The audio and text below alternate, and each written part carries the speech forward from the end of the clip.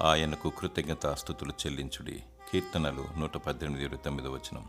మేలు జరిగిన, కీడు సంభవించిన ప్రతి విషయంలో దేవునికి కృతజ్ఞతాస్తుతులు చెల్లించాలి. దేవుడు ప్రతి సమయంలో ఆదుకుంటూ మనలను సజీవ లెక్కలో ఉంచాడు. మరి ఒక దినాన్ని అనుగ్రహించాడు. శోధనలో పడిపోకుండా కీడు నుండి తప్పిస్తున్నాడు. ఎండ, నీరు, గాలిని మరియు ఆహారమును అనుగ్రహించి మనలను బ్రతికిస్తున్నాడు. అవాంతరం, అపాయం, అనారోగ్యమునకు గురి కాకుండా తప్పిస్తున్నాడు.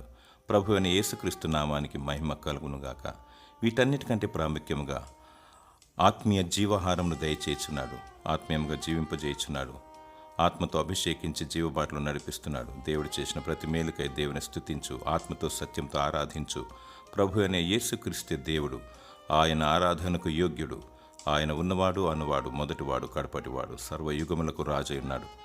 యుగ యుగముల నుండి యుగ యుగముల వరకు ఆయన నామానికి మహిమ కలుగునుగాక.